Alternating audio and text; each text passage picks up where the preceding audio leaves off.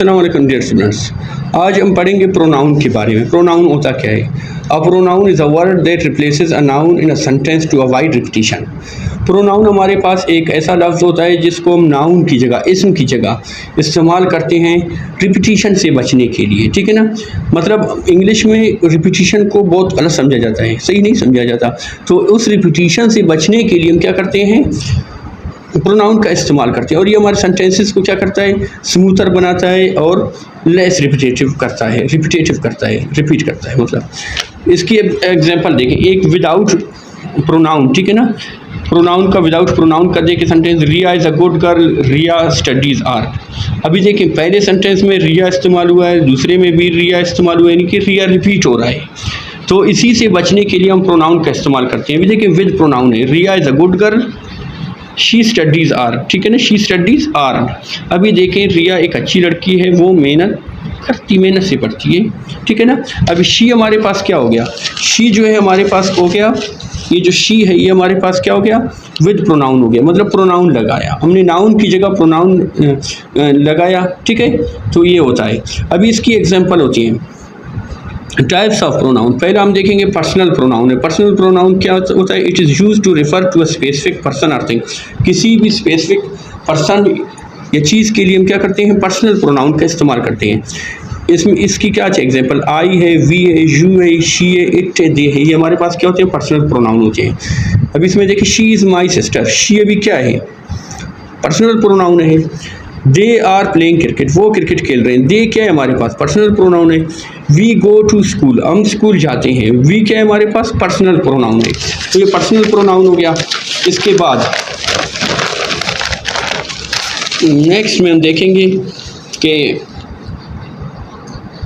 Next में हमारे पास है पोजेसिव प्रोनाउन।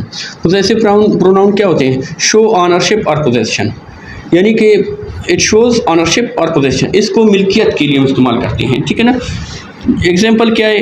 माई है, माइन है, ठीक है ना, यूअर है, यूअर्स है, एज है, अर है, इट्स है, आवर है, देयर है, आवर्स है, ये हमारे पास क्या है? पोजेसिव प्रोनाउन है। दिस बुक इज़ माइन, ये किताब मेरा है। माइन अभी क्या हो गया? माइन जो है, माइन हमारे पास पोजेसिव प्रोनाउन हो गया। Their house is big, their क्या है हमारे पास? ये घर, उनका घर बड़ा है। तो देयर क्या हो गया हमारे पास? देयर हमारे पास हो गया पोजेसिव प्रोनाउन, क्योंकि ये ऑनरशिप को शो कर रहा है, पोजेशन को शो कर रहा है। थर्ड में हमारे पास क्या आता है? थर्ड में हमारे पास है रिफ्लेक्सिव प्रोनाउन। रिफ्लेक्सिव प्रोनाउन क्या होता है? It is used when the subject and object are the same person. जब सब्जेक्ट और ऑब्जेक्ट सेम पर्सन हो तो उसके लिए हम क्या करते हैं? रिफ्लेक्सिव प्रोनाउन का इस्तेमाल करते हैं। माई सेल्फ है, यूअर सेल्फ है, हिम सेल्फ है, अर सेल्फ है, इट सेल्फ है, आवर सेल्फ है, देम सेल्फ है। अभी इसकी एग्जांपल देखें, ई अर्ट हिम सेल्फ, उसने अपने आप को अर्ट किया। अभी देखो सब्जेक्ट भी ई का है और ऑब्जेक्ट भी ई का है, हिम सेल्फ है। तो ये हमारे पास क्या हो गया? ये हमारे पास रिफ्लेक्सिव प्रोनाउन हो गया। फिर देखें, वी इंजॉयड आवर सेल्व्स, ठीक है ना, हमने खुद इंजॉय किया, ठीक है ना, अपने आप इंजॉय किया। मतलब सब्जेक्ट क्या है? वी है, और वी का क्या है? आवर सेल्फ है, ठीक है ना, आवर सेल्फ है। तो ये आवर सेल्फ हमारा क्या हो गया? आवर सेल्फ हमारा हो गया रिफ्लेक्सिव प्रोनाउन।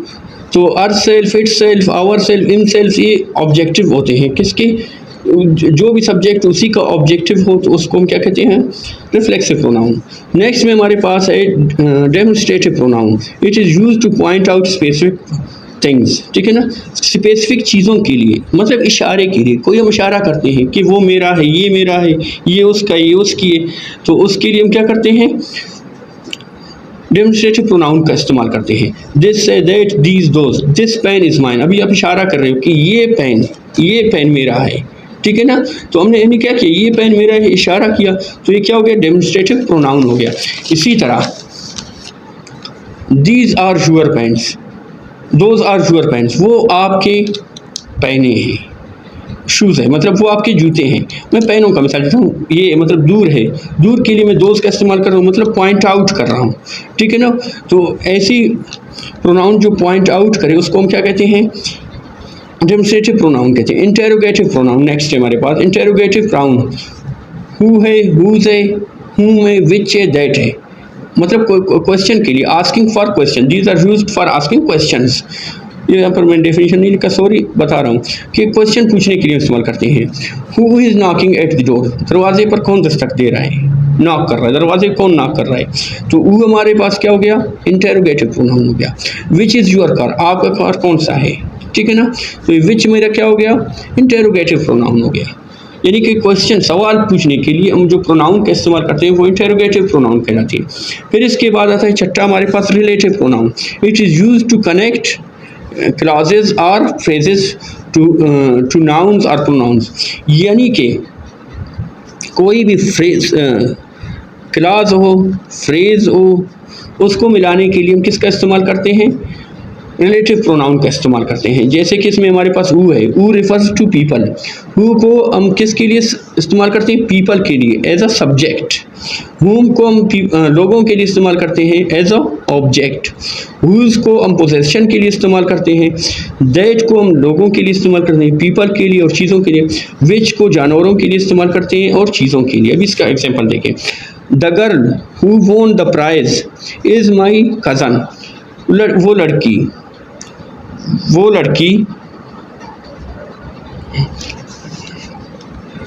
लड़की जिसने प्राइज जीता वो मेरा क्या है, कज़न है। अभी यहाँ पर हु जो है इन दो सेंटेंस को, क्लासेस को मिला रहा है, तो हु क्या हो गया मेरा, हु हमारा हो गया रिलेटिव प्रोनाउन, ठीक है ना। इसी तरह दिस इज़ द बुक, ये किताब है, that I told you about, ये किताब है जिसके बारे में मैंने आपको बताया। अभी दैट मेरे पास क्या है, दैट हमारे पास है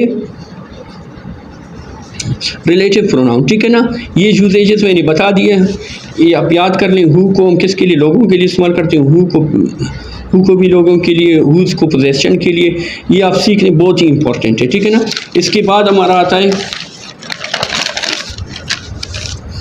indefinite pronoun, refers to person और थिंग्स। इसको हम लोगों के लिए इस्तेमाल करते हैं, चीज़ों के लिए, जर्नल वे, नॉट स्पेसिफिक, यानी कि जर्नली हम इस्तेमाल करते हैं, स्पेसिफिक के लिए नहीं।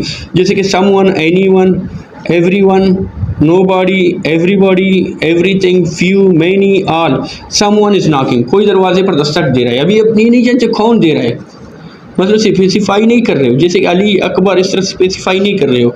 Many were present in the class, तो ये मैनी मेरा क्या हो गया, रिफ्लेक्सिव प्रोनाउन, और समवन क्या हो गया, सॉरी इंडेफिनिट प्रोनाउन हो गया। फिर इसके बाद आठवां है हमारे पास distributive pronoun. A distributive pronoun talks about people और thing one by one, not all together. मतलब आप वो प्रोनाउन जिनको हम लोगों या चीज़ों के लिए वन बाय वन इस्तेमाल करते हैं, एक एक करके इस्तेमाल करते हैं, सबको इकट्ठा नहीं करते, not all together. Each of the apple is red, हर एक सेब क्या है, सुर्ख है, हर एक, यानी कि हर एक की बात कर रहा है। Either of the shirt is nice, either जो है, ईच जो है, ये हमारा क्या है, ये हमारा डिस्ट्रीब्यूटिव प्रोनाउन है। तो आई होप आज का लेक्चर आप लोगों को समझ आ गया होगा।